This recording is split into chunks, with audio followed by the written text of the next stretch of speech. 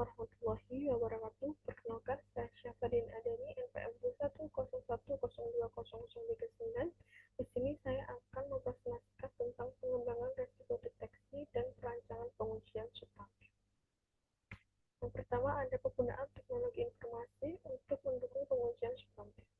Yang pertama, ada perangkat lunak audit dan perangkat lunak audit digunakan oleh auditor untuk arsip-arsip komputer klien yang dihasilkan dalam berbagai data organisasi.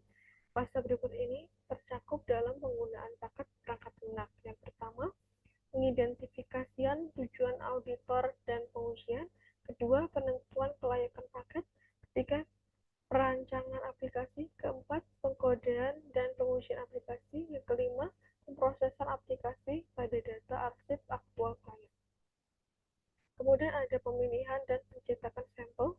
Komputer dapat diprogram untuk memilih sampel audit sesuai kriteria yang dispesifikasi oleh auditor.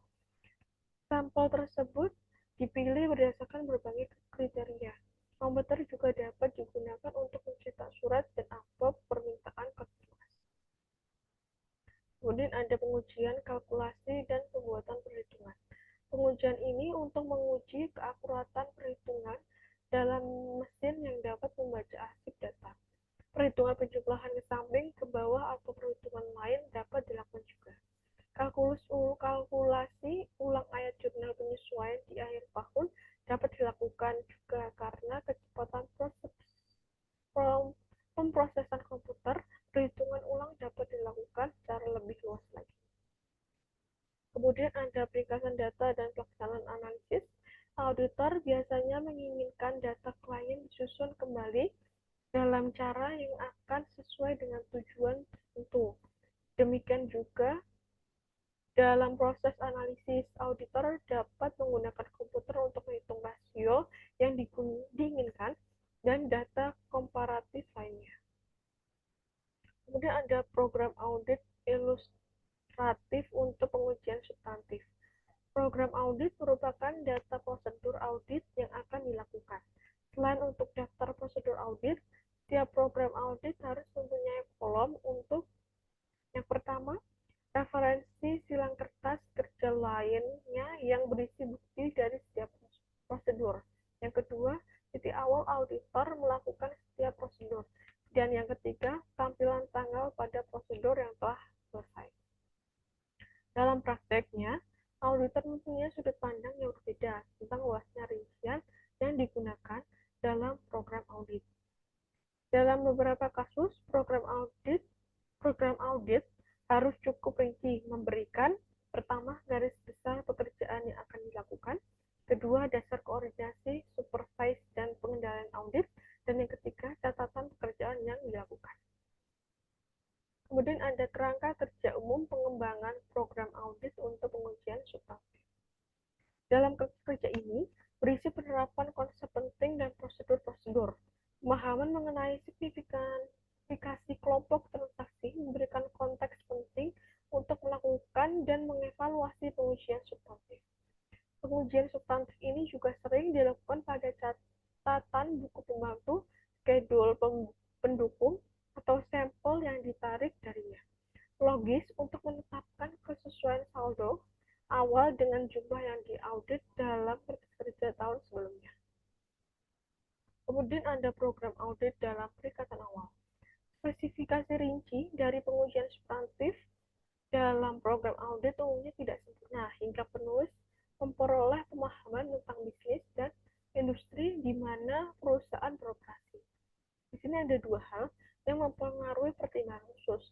Yang pertama, menentukan ketetapan saldo akun pada periode awal audit. Kedua, memastikan prinsip akuntansi yang digunakan dalam periode sebelumnya sebagai dasar menentukan konsistensi prinsip. Kemudian ada program audit untuk perikatan berulang.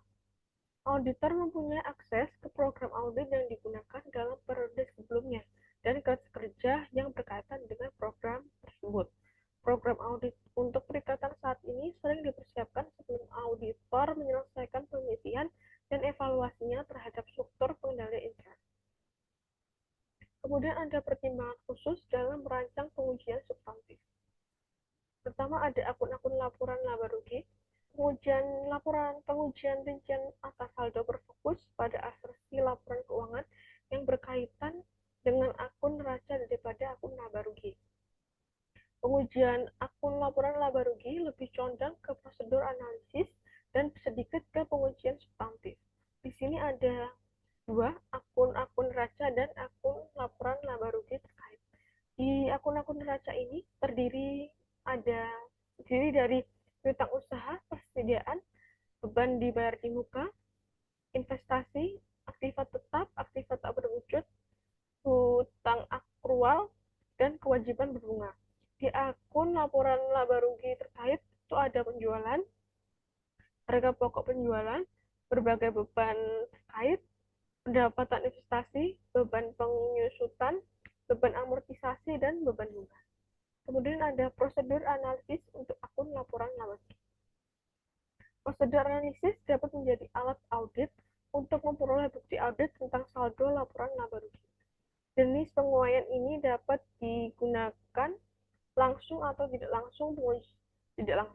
Pengujian langsung terjadi jika akun pendapatan dibandingkan dengan data relevan lainnya untuk menentukan kewajaran saldo. Sedangkan pengujian tidak langsung terjadi apabila bukti mengenai saldo laporan laba rugi dapat diperoleh dari prosedur analisis yang dipakai untuk akun neraca yang berhubungan. Kemudian ada pengujian rincian atas akun laporan laba rugi. Di sini ada hal-hal yang dapat terjadi pada saat risiko bawaan tinggi. Hal ini terjadi dalam kasus asersi-asersi yang dipengaruhi oleh transaksi tidak rutin dan pertimbangan serta estimasi manajemen. Kemudian ada risiko pengendalian tinggi.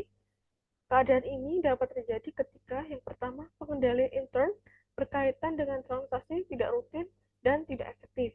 Yang kedua, auditor memilih tidak menguji pengendalian intern. Kemudian ada fluktuasi. Prosedur analisis menemukan fluktuasi hubungan yang tidak biasa dan tidak diharapkan. Kemudian ada akun memerlukan analisis, di mana analisis biasanya diperlukan untuk akun-akun yang membutuhkan pengungkapan khusus, memberikan informasi dalam persiapan SPT pajak, dan mempunyai judul akun yang mengandung kesalahan. Kemudian ada akun yang ada dalam transaksi pihak yang mempunyai hubungan istimewa. Di sini, pengujian substantif harus mencakup hal-hal sebagai berikut. Yang pertama, pemahaman tentang tujuan bisnis dari transaksi. Yang kedua, memeriksa faktur pelaksanaan persetujuan kontrak dan dokumen lain yang berkaitan.